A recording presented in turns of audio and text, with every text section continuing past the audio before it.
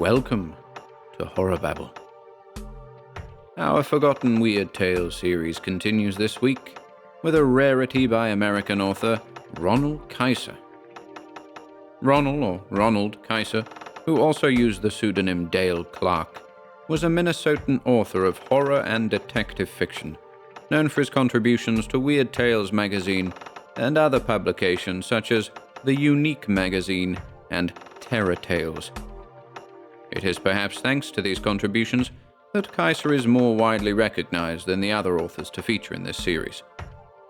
And so, as described by Weird Tales in August of 1936 as a tale of sheer horror that old Asa Gregg poured into the dictaphone, this is In the Dark. We hope you enjoy this one.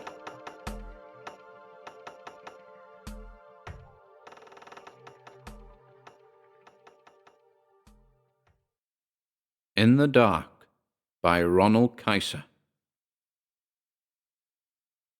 The watchman's flashlight printed a white circle on the frosted glass, black-lettered door. Gregg Chemical Company, MFRS. Asa Gregg, President. Private. The watchman's hand closed on the knob, rattled the door in its frame. Queer, but tonight the sound had seemed to come from in there. But that couldn't be. He knew that Mr. Gregg and Miss Carruthers carried the only keys to the office, so any intruder would have been forced to smash the lock. Maybe the sound came from the storage room. The watchman clumped along the rubber-matted corridor, flung his weight against that door. It opened hard, being of ponderous metal fitted into a cork casing. The room was an airtight, fireproof vault, really. His shoes gritted on the concrete floor as he prowled among the big porcelain vats. The flashlight bored through bluish haze to the concrete walls. Acid fumes escaping under the vat lids made the haze and seared the man's throat. He hurried out, coughing and wiping his eyes. It was damn funny. Every night lately, he heard the same peculiar noise somewhere in this wing of the building. Like a body groaning and turning in restless sleep it was. It scared him. He didn't mention the mystery to anyone, though. He was an old man, and he didn't want Mr. Gregg to think he was getting too old for the job. "Acer'd think I was crazy if I told him about it," he mumbled. Inside the office, Asa Gregg heard the muttered words plainly. He sat very still in the big leather-cushioned chair, hardly breathing until the scrape of the watchman's feet had thinned away down the hall.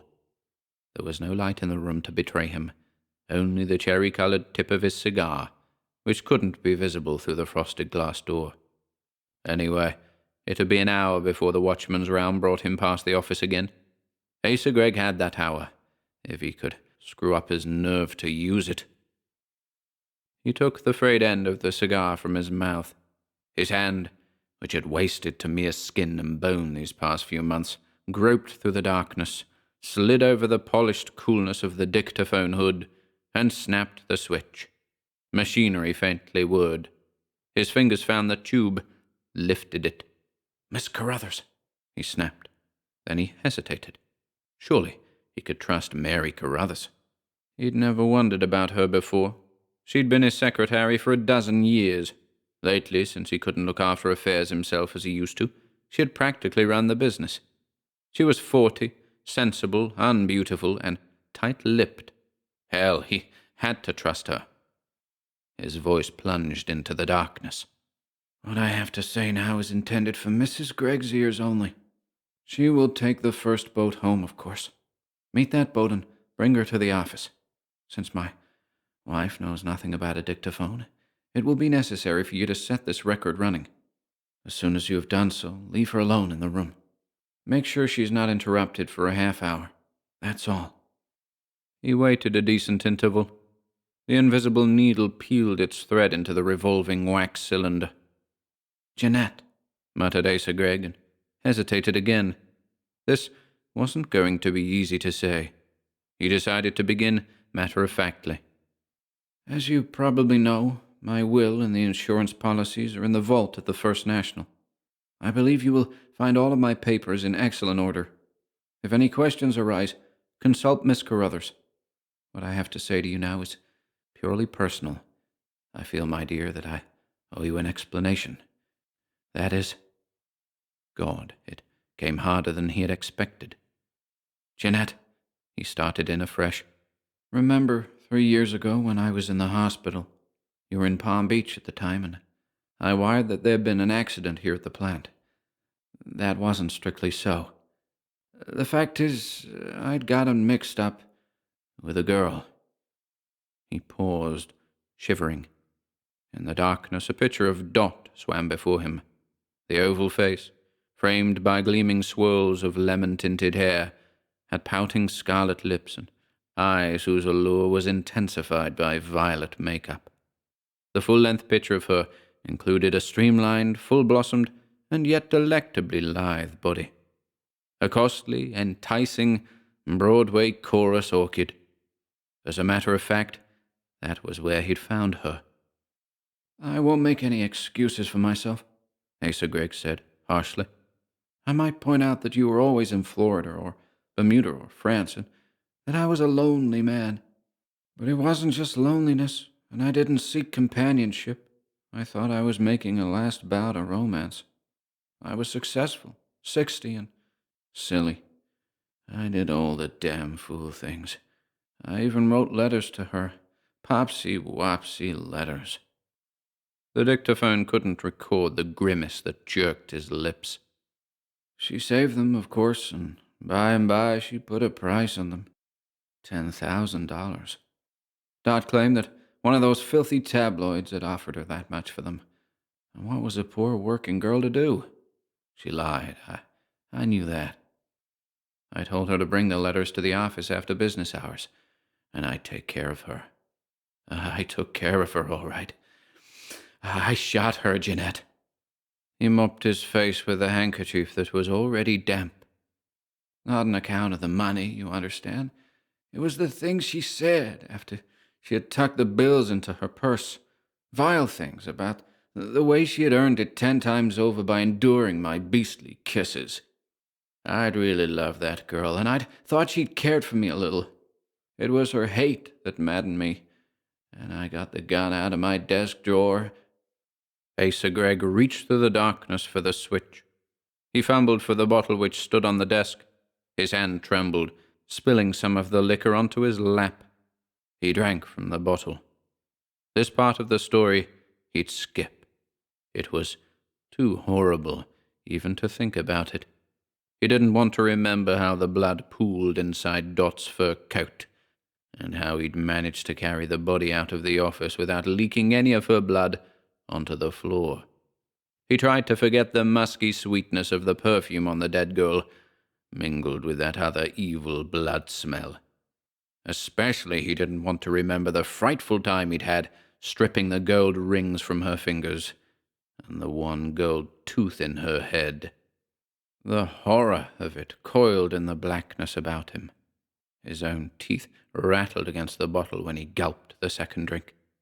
He snapped the switch savagely, but when he spoke, his voice cringed into the tube. "I carried her into the storage room. I got the lid off one of the acid tanks.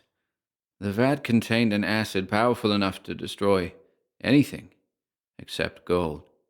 In fact, the vat itself had to be lined with gold leaf. I knew that in 24 hours there wouldn't be a recognizable body left, and in a week there wouldn't be anything at all. No matter what the police suspected, they couldn't prove a murder charge without a corpus delicti. I'd committed the perfect crime, except for one thing. I didn't realize that there'd be a splash when she went into the vat." Greg laughed, not pleasantly. His wife might think it had been a sob when she heard this record. "Now you understand why I went to the hospital. Possibly you'd call that poetic justice." "Oh, God." His voice broke. Again he thumbed off the switch and mopped his face with the damp linen. The rest. How could he explain the rest of it? He spent a long minute arranging his thoughts. "You haven't any idea," No one has any idea of how I've been punished for the thing I did. I don't mean the sheer physical agony, but the fear that I'd talk coming out of the ether at the hospital. The fear that she'd been traced to my office. I'd simply hidden her rings away, expecting to drop them into the river. Or that she might have confided in her lover. Yes, she had one. Or suppose a whopping big order came through and that tank was empty the very next day. And I couldn't ask any questions. I didn't even know what was in the papers. However, that part of it gradually cleared up. I quizzed Miss Carruthers and learned that an unidentified female body had been fished out of the East River a few days after Dot disappeared. That's how the police solved the case.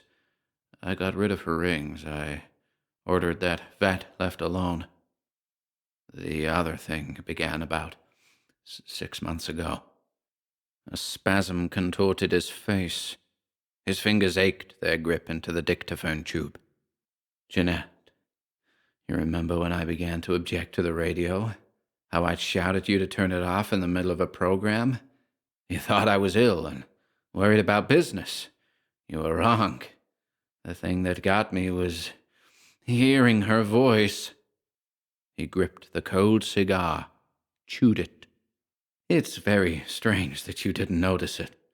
No matter what station we dialed to, always that same voice came stealing into the room. But perhaps you did notice. You said once or twice that all those blues singers sounded alike. And she was a blues singer. It was she, all right, somewhere out in the ether, reminding me.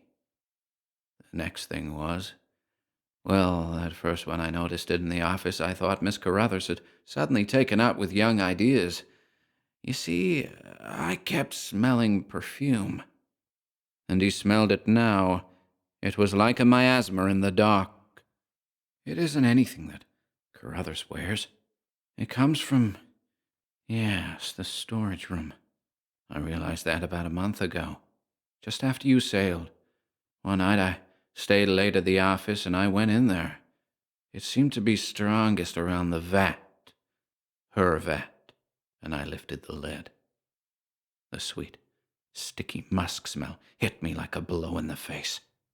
And that isn't all. Terror stalked in this room. Asa Gregg crouched in his chair, felt the weight of fear on him like a submarine pressure. His cigar pitched to his knees, dropped to the floor. You won't believe this, Jeanette. He hammered the words like nails into the darkness in front of him. You will say it's impossible. I know that. It is impossible.